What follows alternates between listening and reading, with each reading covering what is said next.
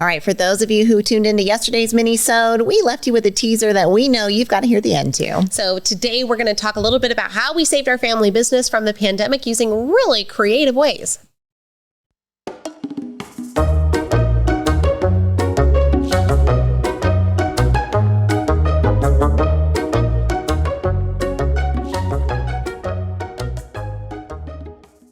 We've had some really cool access to some really cool people, and we want to share it with you. We have an amazing interview series of some of the interviews we've done with celebrities like Dr. Deborah Tillman, America's Super Nanny, Dr. Joseph McClendon III, famous neuropsychologist, former professor of UCLA. We've got Dr. Bruce Lipton, author of Beyond Belief, and we even have John Maxwell, the #1 leadership expert. Your sisters want to bring you into the room with our most exclusive access. So go to kandshy.com. Right there on the homepage, you will see a button that says Get My Celebrity Interview Series, and we would love to share our access with you. KAYANDSHI.com. We'll see you over there.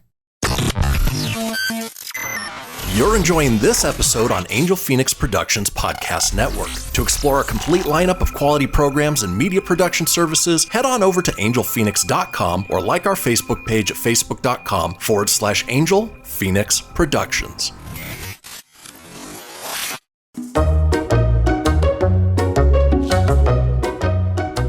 All right, today we want to dive into the second part of that story we started yesterday. In case you did not catch yesterday's minisode, we talked about the overwhelm we experienced when our businesses suffered from an 85% loss of revenue overnight when the pandemic hit, and all of the action that we had to take in order to not only overcome that overwhelm, but to also save our family business. Now, a lot of action was taken, but one action in particular was the thing that saved the family business. So we're throwing all the spaghetti at the wall. We're throwing these little punches in the ring. We're trying to figure out what's going to knock them out. And we put a line in an email that says, would you like to sponsor a meal for a local hospital worker?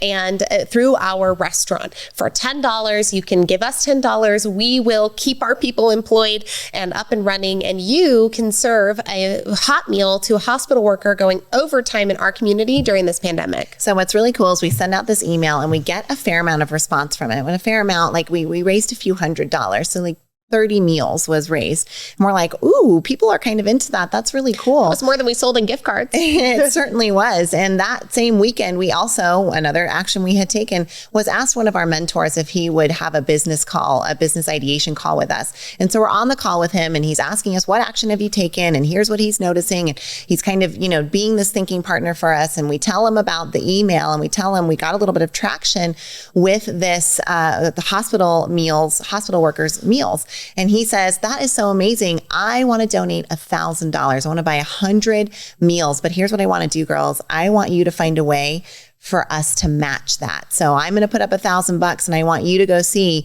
if you can raise $1,000. We'll use my $1,000 to match that and it'll be $2,000. So what do you think? Well, that got our wheels turning and we said, well, what kind of scenarios include that? Telethons. What if we did like an Elathon, but on Facebook, and we did a Facebook Live-a-thon where we raised hot meals for hospital workers? Oh, it was a Facebook Live-a-thon indeed. It was the final day of March in 2020. At this point, we'd had about 2 weeks of being shut down. People were starting to wonder, 2 weeks to to flatten the curve. The curve was not flattened. Mm-hmm. The curve was growing. We knew it was going to be longer and people were starting to get antsy. And so we went to our network and we said, would you be willing to give us your videos, your talents, your time, your attention, and we will display them to the world on this live-a-thon where we raise money to feed hospital workers in our community and keep the people at our business employed while we work through the weeks of being shut down. And so this included almost 60 videos from folks in our network, everything from the Reno Philharmonic to the Great Reno Balloon Races. We had Elvis impersonators and musical acts, comedy sketches, dance routines, and the like.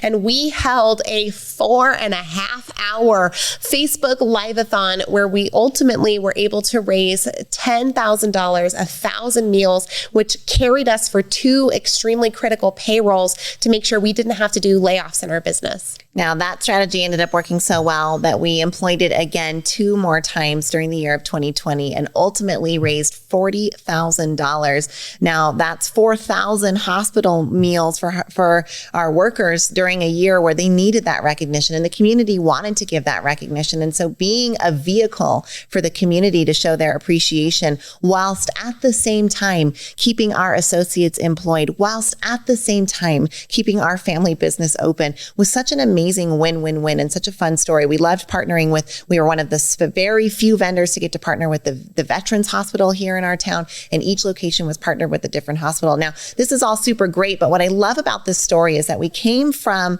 overwhelmed by the circumstances, and we just changed it to be overwhelmed by our own expectations of the response to those circumstances. A way more empowering overwhelm because, the night before the live-a-thon, we were up till 1 a.m. We were editing videos. We were doing last-minute emails. We were putting together the back end of a credit card system that could take donations from around the world. Like the amount of logistics that went into that was, overwhelming, but it was a way more empowering overwhelm. And we're going to talk about how to reframe your overwhelm in the next minisode. So we hope you'll stay tuned tomorrow when we approach that subject.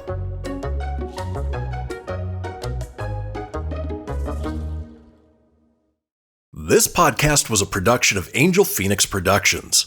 Explore more episodes of this show or other great shows on the Angel Phoenix Podcast Network by visiting angelphoenix.com.